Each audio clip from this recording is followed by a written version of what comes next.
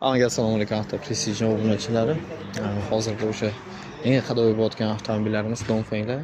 Xudo xolasa yangicha versiyalari kirib keldi yana 2025-26 restyling sakadiskaliklari hamda bu avtomobillarimizdan oqga oranjviy и oqqa qora salonlardan bor. 5 o'rindiqliklaridan ham kelgan. Hamda buni avtomobillarimizdan yana yangicha rasvetkalardan ham kelgan. Qoraga oq salon.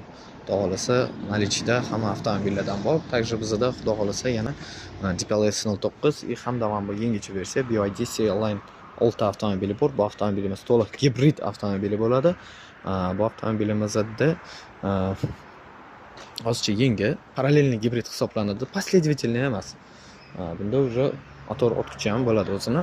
Чисто benzinni o'zida ham yursangiz bo'ladi yoki tokda yursangiz bo'ladi yoki smeshinli qilib qo'yib ham harakatlansa bo'ladi. Do'stlar, agar kimga ushbu avtomobillar qiziq bo'ladigan bo'lsa, bemalol pastdagi raqamlarga aloqaga chiqib ko'rishinglar mumkin.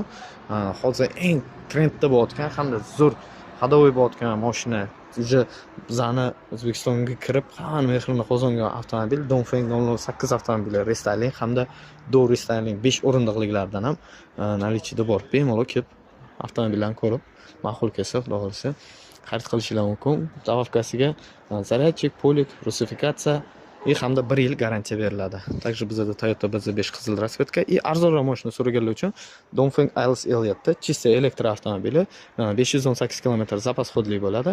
Kimga kerak bo'lsa, bemalol aloqaga chiqib ko'rasizlar akalar. C16 avtomobillarimizdan ham bor. C10'imiz bordi, u ham xudo xolasa baraka bo'ldi уже. Do'stlar, bemalol aloqaga chiqinglar. Istalgan avtomobillarni bizani Avto Prestige'dan hamda Simsi Motors avtosalonidan topsanglar bo'ladi.